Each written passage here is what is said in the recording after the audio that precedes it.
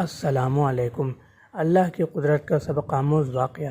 یہ واقعہ سیدنا عزیر علیہ السلام کا ہے اور سورہ بقرہ کی آیت نمبر 259 میں موجود ہے۔ واقعہ کچھ یوں ہے کہ سیدنا عزیر علیہ السلام ایک دفعہ اپنے گدھے پر سوار کھانے پینے کا سامان ساتھ لیے ایک کھنڈر نما بستی سے گزرے تو انہیں خیال آیا کہ اللہ تعالیٰ اس کھنڈر کو کیسے دوبارہ بستی کی شکل دے گا اور اس کے باشندے جن کا ڈھانچہ ہڈیوں کا نظر آ رہا ہے ان کو کیسے دوبارہ زندہ کرے گا۔ تو اللہ تعالیٰ نے ان کی روح قبض کر لی اور 100 سال کے بعد دوبارہ زندگی بخشی۔ انہیں جب دوبارہ زندگی ملی تو ان سے پوچھا کہ آپ کو کتنا عرصہ بعد دوبارہ زندگی ملی ہے؟ انہوں نے عرض کیا ایک دن یا چند گھنٹے۔ تو اللہ تعالیٰ نے فرمایا آپ کو 100 سال بعد دوبارہ زندگی ملی ہے، اور اس پر بھی دیکھیے کہ آپ کا کوئی بھی جسم کا حصہ گلا سڑا نہیں اور آپ کے کھانے پینے کی چیزیں بھی بالکل سلامت ہیں، جبکہ دوسری طرف آپ دیکھیے کہ آپ کا گدھا مرا پڑا ہے اور اس کی ہڈیوں کا ڈھانچہ بھی بوسیدہ ہو گیا۔